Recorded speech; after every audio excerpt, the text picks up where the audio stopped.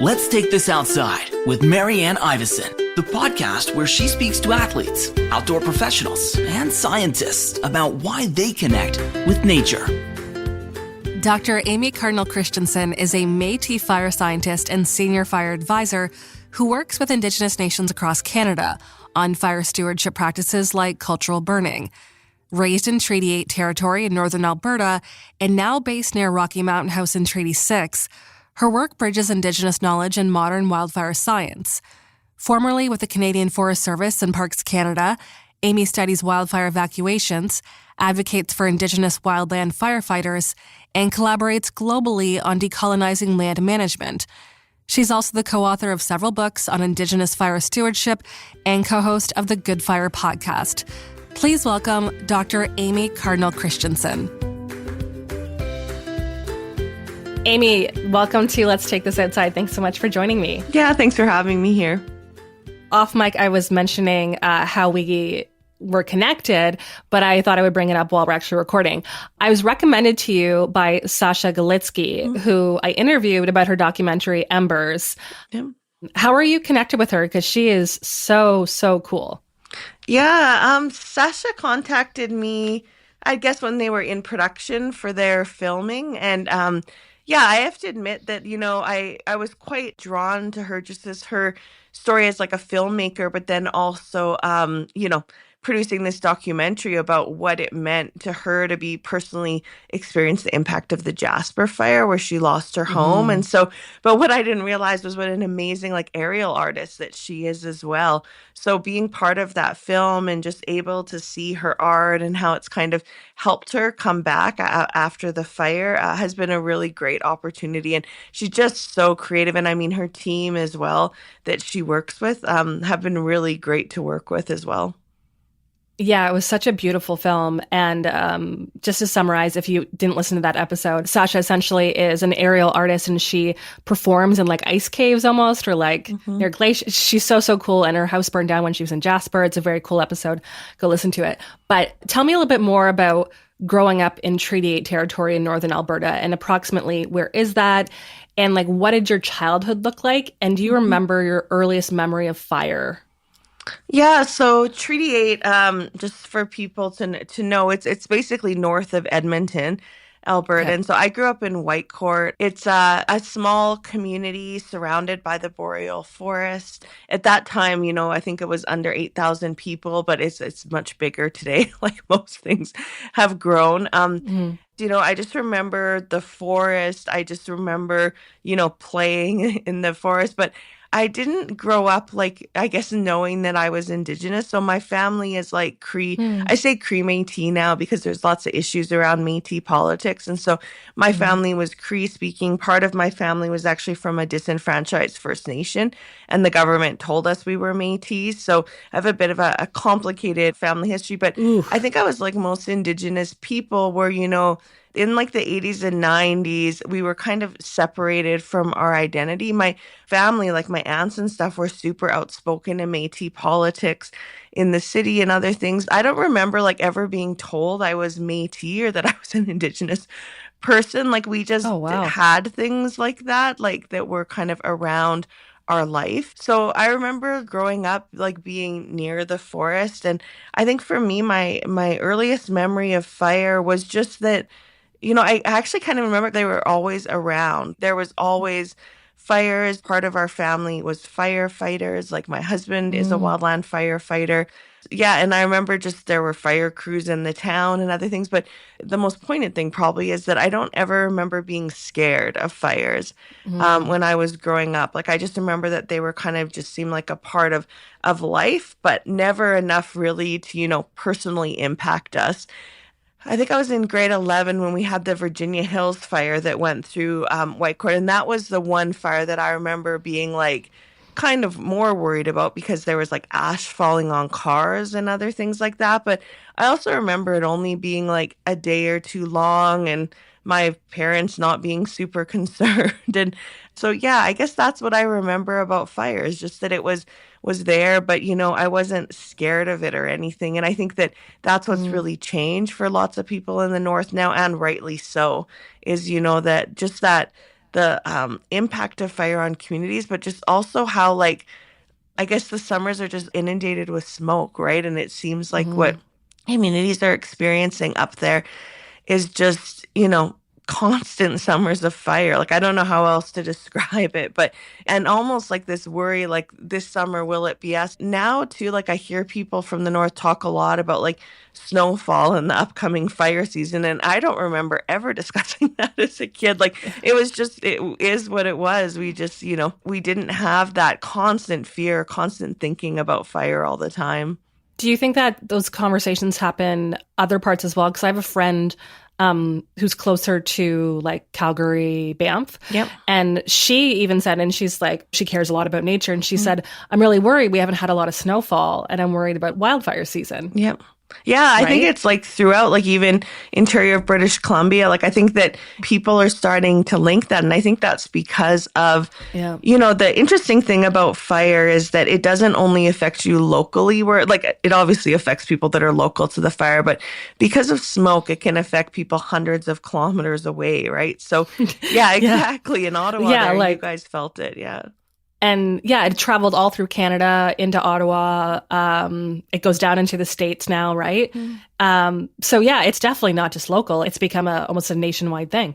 Yeah, and so like with flooding or things like that, like, they just impact locally, even earthquakes, right? It's kind of where you have that local impact. But fires, it's not. So I think it becomes more of like a national issue in a way where people really get, honestly frustrated, like as the summer goes, right? When we wait a long time for summers in Canada, you have all these plans and then you end up going to a cabin or going to the lake or something and sitting in smoke the whole time. And I think that has really made the Canadian public much more aware of fires. Because we've had those kind of long impacts of smoke throughout the summer. I want to talk more about that and how it's affecting things today, but I want to find out more about your background. When Sasha interviewed you, in Embers, you mentioned how when Indigenous kids are asked to draw fire, they draw it as a good, healthy thing. But non-Indigenous kids tend to draw fire as a negative, scary thing. Can you tell me a little bit more about that?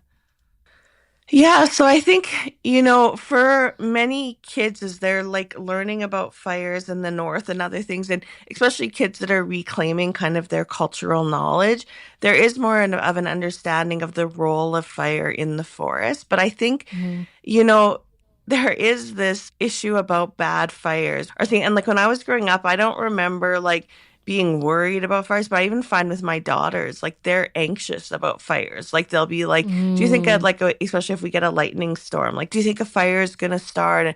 And what does that mean? And so, but I think there is this perception. So in Indigenous communities, it's quite interesting because there's like, segments of the population that know about good fire and they've been taught about that important relationship. But there's also many Indigenous people who are very afraid of fire, and rightly so, because, we know that Indigenous communities are more disproportionately impacted by fires. So when we have evacuations in Canada, it's much more likely that it will be of an Indigenous community. So, what I think is interesting too is kind of almost the shift of like, they might have grown up drawing its good fire and that's what's important for the forest and what the forest needs for health in those areas. But in like probably the last 5 years, I would say that, there's much more concern about the bad fire aspect and really building this fear of fire even in Indigenous communities. And what's been interesting with that is that it's like when we're trying then to revitalize cultural practices around, using fire in good ways, it's hard because it's really hard to shift people's mindsets from one of fear. Like you said, I think it's very new to a lot of Canadians, right?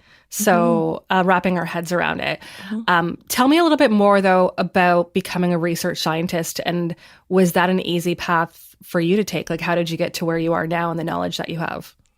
Yeah, so I started, I guess I was like most people were like, I didn't really know what to do when I finished high school and stuff. And it was just like the natural progression to go to university. And I just didn't stop. Like I went to, did my bachelor's and I did my master's. And then I was like, well, I might as well like kind of do a PhD now. And I think what was really like, I was always interested in hazards, like in earthquakes, volcanoes, things like that. And when I got to my PhD, like I remember telling my PhD supervisor, like, I was really interested in like the human side of hazards. So like how people interact with them. But I remember saying to her, like, the only thing I don't want to do is fire. Like I grew up with fire. Like I, know lots about fire, but I just like, want to do something different. And anyways, that didn't turn out. I ended up getting sucked right back in. But I guess like whatever I couldn't stay away from it, I guess. So I started working like up north with Peeaysis Métis Settlement, which is a Métis community in northern Alberta. It's one of the settlements are the only kind of land base that the Métis people have in Canada. And I remember just going up there and always hearing this talk about like cleaning the forest, and that was really, and we haven't been cleaning the forest. And so when I started, really working with their elders up there and learning what that meant, that really meant that applying good fire to the ground and how that's been removed. So I got really passionate about it, learning more, and then learning more from like my own family about that practice, and learning about like our family's territory, which is like the Fort McMurray and Lac La Biche area, where they used fire for their trap lines and other things, and so decided like to keep researching in that area and to kind of almost become like more of an activist, I guess, or, advocacy about that issue. So I kind of thought, if we just did really good research, that would change the bar, because there's lots of barriers for Indigenous people being able to use fire on the land. So, we're told that we're not experts. There's different laws and regulations that say that like we can't apply fire, in our territories in the way that we want. So I kind of thought like, we'll just do some really good research that shows like that, fire can have good impacts, and it is an important cultural practice for Indigenous people. And, then once we do that, we'll be able to start burning again and bring back that cultural practice. So, I joined the Canadian Forest Service. I did that research and, advocated internally there for years. We made some good progress, I would say, like in the blueprint for wildland fire science in Canada. That was the first time that Indigenous knowledge was mentioned as like a theme of wildfire research in Canada. And there were some positive benefits from that in terms of funding and other things. So, I mean, there was good outcomes, but what I really found was that, it wasn't so much like a research or a lack of knowledge thing. Really, it's about like power and like systemic racism and like these kind of colonial structures. And that's why we can't put fire on the ground. Like people know that it's good, like it could be good, but there's, many other barriers that are much more like social and political in the ways. So yeah, I kind of got frustrated, I guess, to be totally honest. And anyways, I did a little stint in Parks Canada because I wanted to join like a wildfire operations group, because I thought, maybe in wildfire operations and not in research, there'd be more of a chance to kind of shift things. But I kind of found the same there, unfortunately, that, there was lots of talk and support for it. But when it actually came to like Indigenous people like holding the match, putting fire where they wanted, when they wanted, it was very, similar, still very paternalistic and other things. So yeah, I got offered a job with the Indigenous Leadership Initiative and left because I just feel like, the advocacy work that we do here is just so important right now. And again, like I still support the research. I'm really glad that people are doing research, but I think I'm done with like my research career, unfortunately. Like what you've learned from it and where you are now is making such a big difference. You've kind of answered it already, but what are the big differences between Canada's mainstream approach to fire versus Indigenous practices, and what, like you said, that they maybe don't want Indigenous people to do to the fire or their own burns?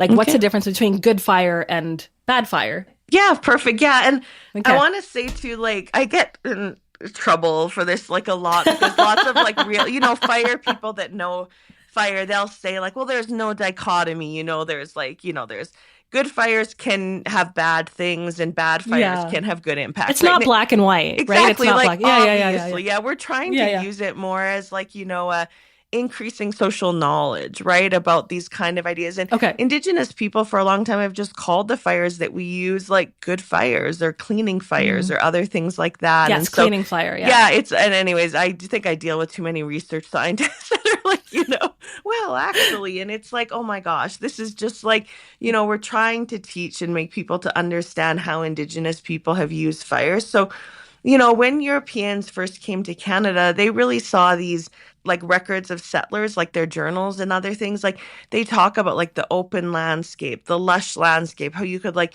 drive like carts through the trees that you could, see a long ways. And just, the healthy big trees, but then like also like the beautiful undergrowth underneath. And they really thought that that was like a natural environment, right? That was just something that occurred with, just on its own. But really, as Indigenous people, we'd been stewarding those landscapes for millennia. So using fire and other practices to basically steward the environments, that it also helped us to achieve things that we needed to sustain our cultures, right? So increased berry production, healthier grass so that we could draw, moose and other animals that we would hunt to areas. It would also reduce fire risk to our communities because we'd like through fire clean up all the dead and dry vegetation. And so like I also get from people like, well, the boreal forest is huge, or like, the Canadian landscape is huge. You would never have, Indigenous people wouldn't have been burning all of it. Like this idea you were stewarding the land is crazy. But really, like they forget the important role that lightning plays too, right? And lightning was a really important like teacher and friend for us. So, we were stewarding, and burning areas that were around things that we valued, right? Like our communities, harvesting areas, other things. But then lightning really would take care of the rest, right? Like we would have these lightning fires, but because the fires were occurring regularly, the fires wouldn't get crazy big like what we're seeing now. So when settlers started coming, they brought with them this European idea of forest management. And so, protect the trees, basically. And they saw the fires as burning trees. And trees to them were money signs, right? Like timber. And so it started enacting like fire exclusion policies at that time. So the earliest one was actually 1610 in Newfoundland, where it was like, no one shall set fire to the woods. And, if you did, you were fined, or in some places jailed, other things. And so as they moved west, they brought those fire exclusion policies with them until pretty much everywhere in Canada, fire was excluded. So human-caused fire. But then we started also getting really good at wildland firefighting. So we were still having those lightning fires, and they weren't happy with that either because that was also burning, timber and watersheds and other things. So they started putting those fires out as well. And we got really good at firefighting in Canada. So when you combine, these fire exclusion laws with also this firefighting or wildfire response, fire suppression, we call it in the fire community, you really get a landscape that for about 4 decades, fire was totally removed from the landscape in Canada. And especially in the boreal forest. But what's really harmful about that is that these forests are fire adapted or fire dependent. They need fire to be healthy. And so what we've done is kind of create like a worst case scenario when we combine those like bad management practices and then combine that with climate change, which is, this like hotter weather, it's more humid, it's drier, there's more lightning, there's more wind, like all these different things, more people on the landscape too. And all of those combined have basically created kind of this worst case scenario that we're seeing now. So when I use the term bad fire, like we obviously know that fires and lightning caused fires can have good impacts on the landscape. But for me, bad fire is really these fires that are burning too hot, too severely, that they're almost like burning all the soil and other things and burning like everything. So you're getting even soil burn. So it's really hard for plants and other things to regenerate. And we've been or some of my research colleagues have been documenting areas of the boreal forest where it's actually turning into a desert because of these fires that have gone through and just burned too hot and too frequently. And then too, for me, it's also the impact on people and on communities, right? Like the bad fires are the ones where people are evacuated, where homes are lost, where we're losing important cultural and archaeological sites. To me, like I personally don't care if those fires have a good ecologic benefit, when they're harming people.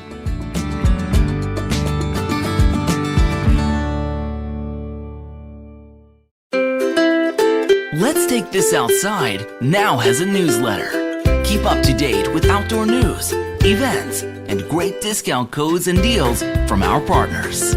Sign up today at letstakethisoutside.ca.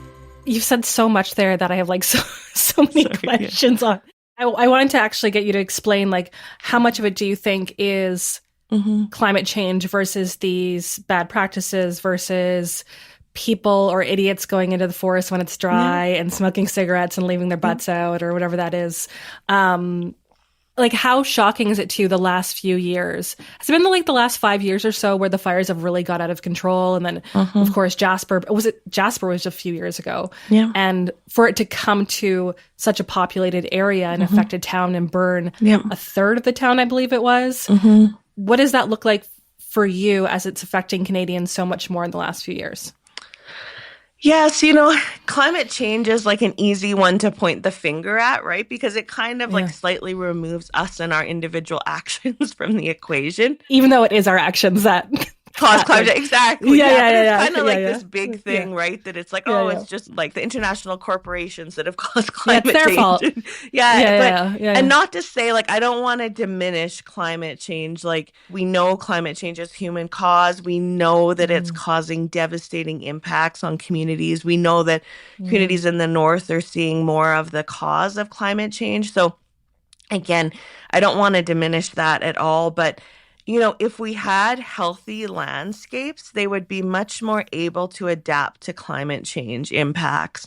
Not that I want them to, or like that I'm happy that climate change is occurring. Like after I did one interview about this, like some guy called me or sent me an email and was like, what about like, fossil fuel, like elimination of fossil fuel? And I'm like, that obviously like that is what I want. Like, I would love if we could have like, environment where, we might had much more sustainable economies and all these different things. But so for me, like not accepting the climate change piece, like I hope we can do things.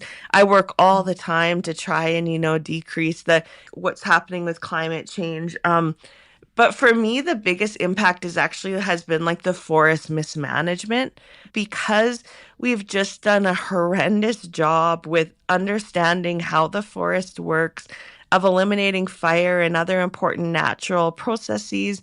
In many areas, we've created these monocultures, not only through like forestry plantations, but also through just the elimination of fire. So what fire, like good, healthy fire builds on the landscape is like what we would call like mosaics, or it's almost like a patchwork where you have like trees or, like forest types of different ages. So you might have like in a small area, you might have like, a meadow. You might have like an early kind of deciduous or like leafy tree, aspen, birch tree stand. You might have like, some older trees in another area as well, where you have like kind of pine or spruce trees, those type of things.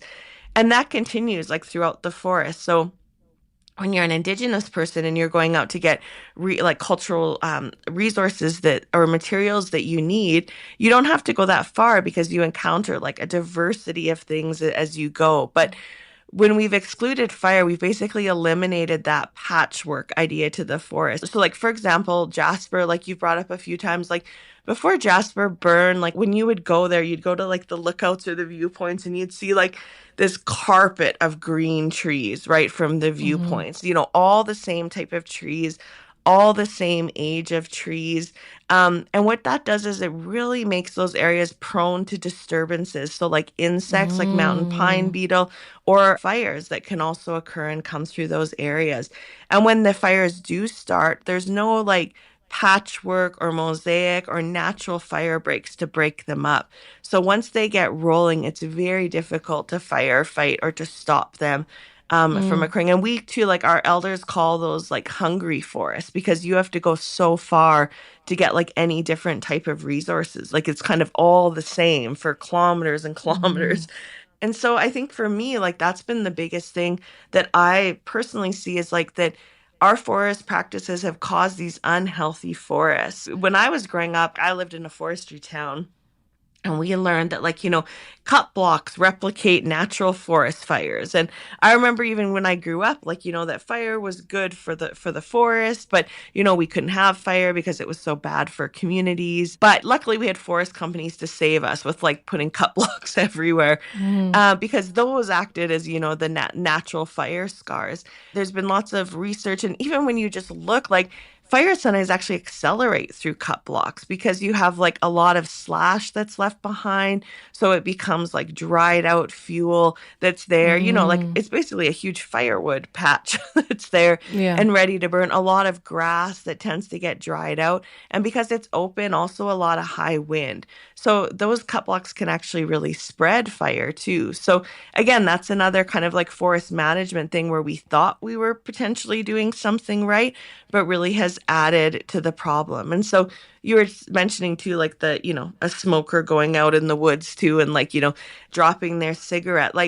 If we had a healthy forest, it could potentially handle that, right? Where it might start and it might burn for a while, but then it might go out. But then right now, the second that might take off, it'll find trees that want to burn and it'll just burn through them. And I think too, an important thing that, it often isn't mentioned too is beaver are such an important fire, risk reduction, animal out there. They basically, chop down trees, they build beautiful wetlands, and those wetlands also are very resilient to fire. But we've eliminated beaver as well from lots of our landscapes. So again, combining all these things, that it basically has created this picture. But climate change is really the easy finger point, oh my God, this would have never happened if it wasn't for climate change. And it's no, that's only a small piece of this puzzle. Yeah, and it was just waiting to happen. Climate change,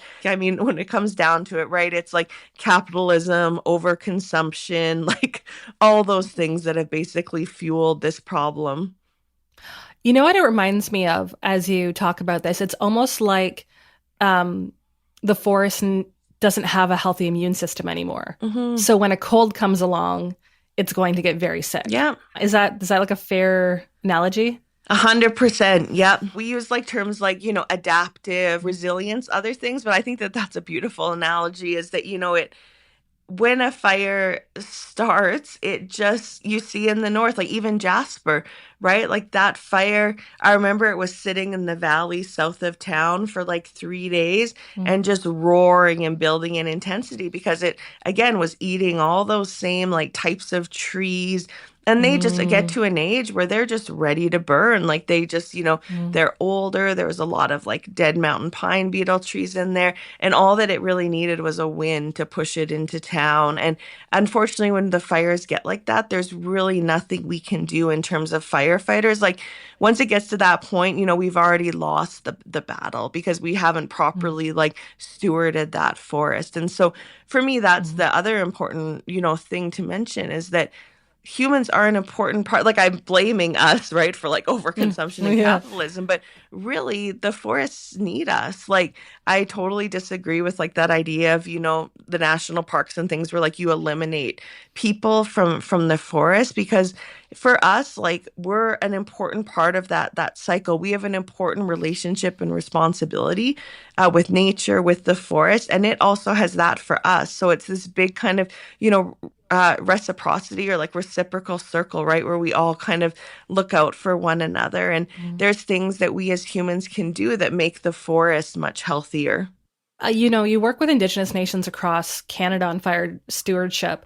What are some of the things that communities are doing, and what are you working on them with that they can do? And I also bring this up because I have a friend who works in the Red Cross. Yep. And she's been all over Canada, especially up north, in these regions, and has been to these regions after they've been through wildfires that were affected by those. Mm-hmm. And she mentioned that it's not going to be about evacuations anymore. It's going to be about how to manage being in that smoke or being in that, staying in your region, whether it's buildings that have good ventilation or whatever that is. I think they're kind of shifting how they're managing it. Mm-hmm. Because evacuating people has turned out to be very, very bad in some situations as well. Yeah, and I mean that's great to hear. Like we've been advocating for Yeah. that for a long time because it's like, yeah, there's that idea, that we remove people from the danger, but removing people also has harms. And we tend to be very quick in Canada to jump to evacuation. Like, let's just get people out of here because, we don't know what the fire is going to do. Obviously, like everyone wants to protect people's lives, right? Like we don't want anyone to be hurt in a fire. To be injured. We don't have any deaths. Like that's the ultimate goal, right? But at some points, we're evacuating when there's other simpler things that could be done within communities. When we talk about Indigenous fire stewardship, like a lot of people think that that term just means cultural burning. I work with a group called the Red Fire Lab, which is an Indigenous fire stewardship research lab. And they've defined Indigenous fire stewardship as any activity where Indigenous people are asserting their rights related to fire. So yes, it can be cultural burning, but it also can be, firefighting. It also can be, fire smart activities. It can be doing your emergency management within your own community. It can be, doing fire prevention campaigns, through your cultural teachings. It can be in your post-fire recovery and how you respond after a fire has gone through. So a lot of different diverse ways. And I think, in Canada, that's one thing that I talk a lot about Indigenous knowledge around burning, but that's not to say that there's like one pan-Indigenous way, that people burn, like that everyone in Canada that's Indigenous does the same thing, right? Like our nations are all very diverse and people have different values and different practices that they use on the land, and the same with fire. And so when we're talking about Indigenous fire stewardship, like everyone has different ways that they want to reduce their risk of fire. So, I've seen some nations that have really adopted, the Fire Smart, which is kind of like Western mindset, but like a Canadian, wildfire risk reduction program. I've seen other nations where, they don't want to do that. They want to bring back cultural burning. So, they're doing like kind of knowledge camps between youth and elders and knowledge sharing amongst their people and really asserting their rights through using fire. I've worked with other communities where they're like really bringing back firefighting, where they have their own crews that know their territory and know the values that need to be protected, and so they're responding on their own to fires because they've received the training and equipment and other things that they feel keeps them safe. And then in other places, that post-fire recovery where communities are really have developed their own kind of plans for, how they kind of, steward, like it's almost like when we have these big fires, like sadly it's like a reset of the forest, right? So it's like, well, what are you going to do after with it? And there's communities that have made up amazing like cultural plans for how to steward those forests back to health. You mentioned also your husband's a firefighter too, right? Yep. So is he he's a wildfire firefighter? Wildfire firefighter? Wildland firefighter, we say. Yeah. Wildland firefighter, yeah. Yeah, he was. But I mean, part of like my passion for this comes from, the impacts that I've seen these bad fires having on our wildland firefighter community. Like even when I worked with Parks Canada, like what firefighters go through trying to protect these communities is very difficult. They're away from their families a lot. They miss whole summers. Like they see negative impacts on communities. It's, very tiring, exhausting work and also very risky. And so my husband did wildland firefighting for a while, but he, like many people, quit after a while because he just got frustrated with it. Like he had a few really close calls on the fire line because of others decision making and stuff, and he was just said he was done, like he wasn't doing it anymore. And so that's one of my concerns, right, is that firefighting shouldn't be something that people get PTSD from. Like, you know what I mean? Like, right. And so that's one of my, a really hard thing. And that's another reason I'm so passionate about like, having healthier forests, because we shouldn't be pushing our firefighting community to do what they're currently doing right now, where they're not home, where they're in like these, scary firefighting events where there's, deaths and lots of injuries occurring. Like it's not a good situation. What would a healthier relationship with fire look like in Canada? So for us, like it's about Indigenous leadership. Obviously, I work for the Indigenous Leadership Initiative, but What we're really passionate about is, taking an Indigenous approach or an Indigenous worldview to fire. So for us, as Indigenous people, like we know that fire is not a seasonal issue. Fire is a year-round thing that we need to deal with in Canada, that there's lots of positive effects of fire, but also can be negative effects. And so what we're really passionate about is like the Fire Guardians programs. So this is where, instead of, again, dealing with fire as like a seasonal thing, like, where you hire all your firefighters in April or May, you send them out, they fight fire all summer, and then, in September they're done and you forget about fire for the rest of the year. What we're really advocating for, again, is that year-round full-time employment to fire. So, we have people in our communities that are local, that know our regions, know our values, but they're able to firefight in the summer when, that need arises. But they're also there to do cultural burning, to do education, to do planning, to do emergency management, all those other things that can come into place. So we actually, supported the development of the first Fire Guardians program in Canada. And that was with the Blood Tribe, which is in southern Alberta. And so there's Elvin First Rider and Dexter Bruised Head and their whole team down there. And, it was interesting because when we were developing that program, we had a workshop where we kind of, we're coming up basically with activity lists and job descriptions for the Guardians, because lots of people say well, what are you going to do about fire for a whole year? And we came up with over 3 pages of different activities and tasks that could be done in community related to fire for the Guardians. And again, they've hired their Guardians. They're out there burning, doing education in their community. They're all trained in wildland firefighting, very well equipped. And that to me is exciting. To me, that's the future. We've seen, my frustration with research is that, we've seen over and over again through social science research that or I guess through any research that really this isn't a physical science fire problem.